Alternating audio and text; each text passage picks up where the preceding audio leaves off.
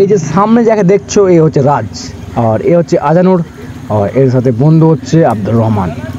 তো এরা হচ্ছে বেস্ট ফ্রেন্ড, যাকে বলা হয় জিগরি দোস্ত, বচপন কা ইয়ার। তো চলো দেখি এদের কাহিনী কি, এদের বন্ধুত্বর কি ঝামেলা বা কি পরিস্থিতি। অনেকদিন বাদ দেখা, সব কেমন আছিস বল? আলহামদুলিল্লাহ ভালো। নে বল।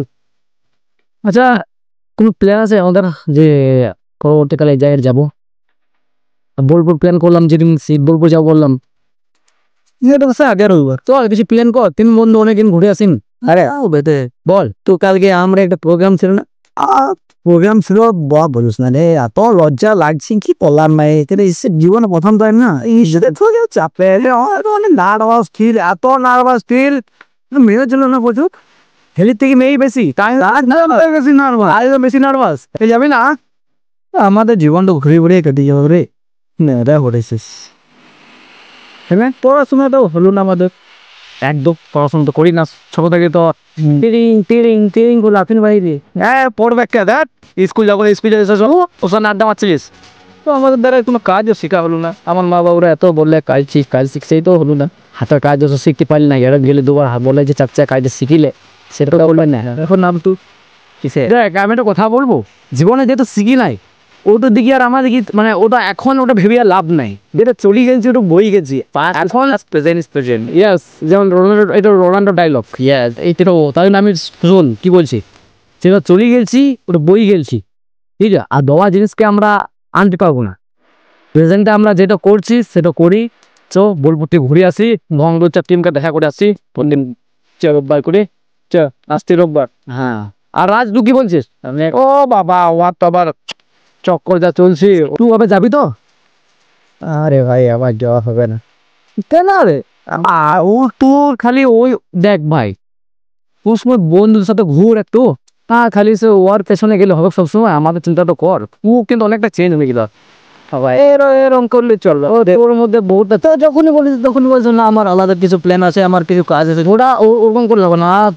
তোর সাথে মানে কি বলবো, বন্ধুত্ব সম্পর্কটা এত কম কম লাগছে আমার, জানিস, তাই তো ওর পেছনে বেশি গেছি, আমার সাথে মেনটা কম রাখছিস। আর তুই সব সময় প্লেয়ার আছে, পুরো সময় কারণ আমার সাথে চো না, খালি ওই মেয়েটার পেছনে সবসময় গেলে হবে।